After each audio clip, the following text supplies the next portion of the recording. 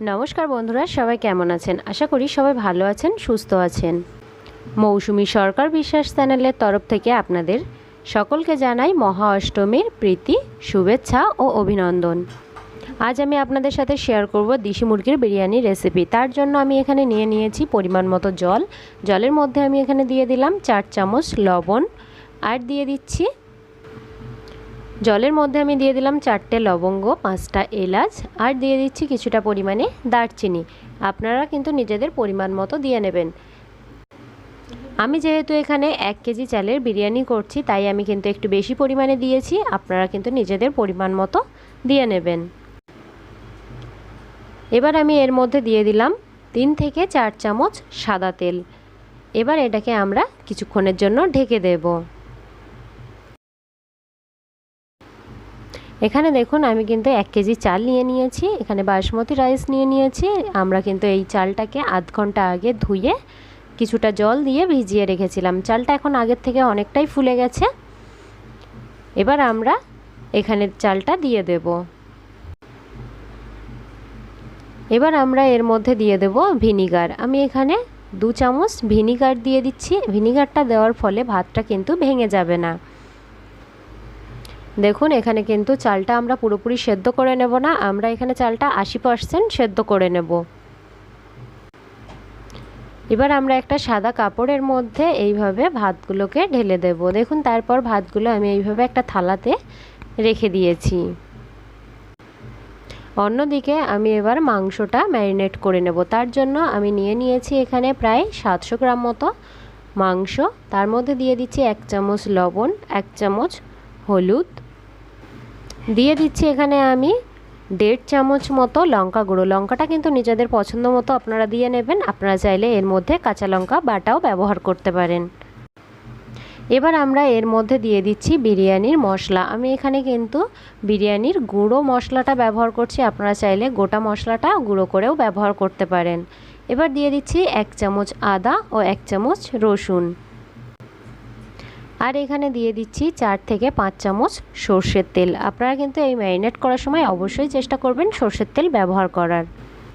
ভিডিওটা ভালো লাগলে লাইক, কমেন্ট, শেয়ার করতে কিন্তু ভুলবেন না। আপনি যদি আমার চ্যানেলে নতুন হয়ে থাকেন, পরবর্তী ভিডিও নোটিফিকেশন সবার আগে পেতে চ্যানেলটিকে অবশ্যই সাবস্ক্রাইব করে রাখবেন। পাশে থাকা বেল আইকনটি অন করে অল নোটিফিকেশন অন করে রাখবেন।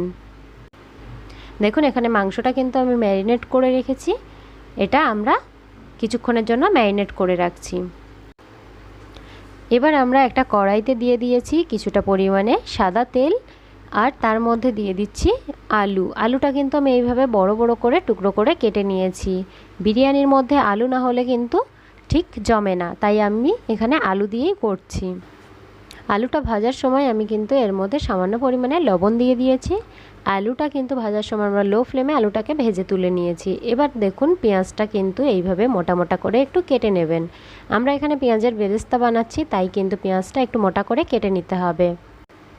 এখানে কিন্তু আমি প্রায় 700 মতো পেঁয়াজ ব্যবহার করেছি। এখানে পেঁয়াজটা আমরা ভেজে তুলে নিচ্ছি। এবার আমরা এই ম্যারিনেট করা মাংসের মধ্যে দিয়ে দিচ্ছি কিছুটা পরিমাণে দই। এখানে আমি প্রায় 100 গ্রাম মতো দই ব্যবহার করেছি। দইটা দেওয়ার পর আমরা এটা আবারও ভালো করে ম্যারিনেট করে রেখে দিচ্ছি। এবার অন্যদিকে আমি একটা কড়াই বসিয়ে দিয়েছি। কড়াইয়ের মধ্যে দিয়ে দিয়েছি 2 চামচ মতো সর্ষের তেল। এবার মাংসটা এর মধ্যে দিয়ে একটু কষিয়ে নিচ্ছি।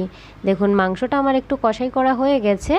এবার এর মধ্যে দিয়ে দিচ্ছি পরিমাণ মতো জল। আমরা যেহেতু দেশি মাংসর করছি, তাই কিন্তু একটু জলটা বেশি পরিমাণে দিয়েছি। এবার আমরা এর মধ্যে দিয়ে দিচ্ছি আলু। আমার চ্যানেলে কিন্তু এর আগেও একটা বিরিয়ানির রেসিপি ছাড়া আছে, আপনারা চাইলে কিন্তু সেটাও দেখে নিতে পারেন। সেটা পোলট্রির মাংসের বিরিয়ানি। আপনারা চাইলে আমি কিন্তু লিঙ্কটা দিয়ে দেব ডেসক্রিপশানে। যে হাঁড়িটাতে আমি বিরিয়ানি বানাবো, সেই হাঁড়িটাতে কিছুটা পরিমাণে সাদা তেল দিয়ে হাঁড়ির গায়ে ভালো করে মেখে নিয়েছি। এবার এর মধ্যে আমরা দিয়ে দিচ্ছি মাংস ও আলু আর গ্রেভি, সব কিন্তু আমরা একসাথে দিয়ে দিয়েছি। আমরা আলুটা একটু ওপর থেকে দিয়ে দিচ্ছি। এই বিরিয়ানিটা সাজানো কিন্তু আপনাদের নিজেদের কাছে। আমি এইভাবে সাজাচ্ছি, আমার এইভাবে পছন্দ, তাই আপনারা কিন্তু নিজেদের পছন্দ মতো করে সাজিয়ে নিতে পারেন। এবার আমরা এই ভাতগুলোকে এর মধ্যে দিয়ে দিলাম। উপর থেকে একটু ফুড কালার ছড়িয়ে দিলাম। ফুড কালারটা আমি এইভাবে দিয়ে দিয়েছি। এবার এর মধ্যে দিয়ে দিচ্ছি পেঁয়াজের বেরেস্তা। পেঁয়াজ বেরেস্তাটা আমরা একটু পরিমাণ মতো দিয়ে নেব, আমরা কিন্তু একেবারেই সব দেব না, আমরা কিছুটা একটু রেখে দিয়েছি। এবার এর মধ্যে দিয়ে দিচ্ছি কেওড়া জল, আমি এখানে প্রায় 2 চামচ মতো কেওড়া জল দিয়ে দিয়েছি। এবার দিয়ে দিচ্ছি 1 চামচ মতো এখানে বিরিয়ানির মশলা। বিরিয়ানি মশলাটা আপনাদের নিজেদের পরিমাণ মতো দিয়ে নেবেন, আমি এখানে 1 চামচ মতো ব্যবহার করেছি।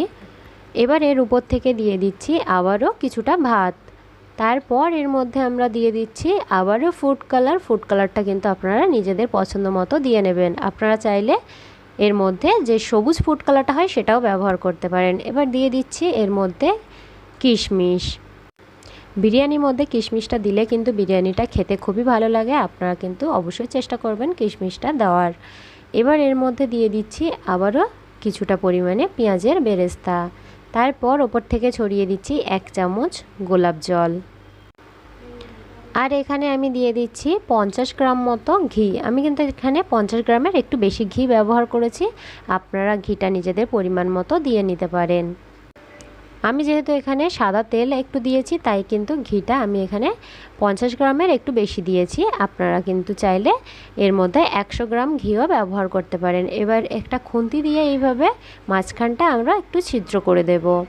তারপর আমরা এর মধ্যে দিয়ে দিচ্ছি আতর, এখানে কিন্তু আমি মিঠা আতর ব্যবহার করেছি, বিরিয়ানির আতর। এবার আমরা এটাকে ঢেকে দমে বসাবো, আমি কিন্তু এখানে লো ফ্লেমে 15 মিনিট ভাপে বসিয়ে রাখছি। ফিরে আসলাম 15 মিনিট পর। এবার আমরা কিন্তু গ্যাসটা অফ করে বিরিয়ানিটা নামিয়ে নিয়েছি। দেখুন বিরিয়ানিটা কতটা সুন্দরভাবে হয়েছে আপনাদের কিন্তু আমি দেখিয়ে দিলাম।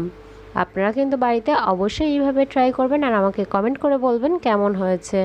সবাই খুব ভালো থাকবেন, সুস্থ থাকবেন, দুর্গাপুজোয় খুবই এনজয় করবেন।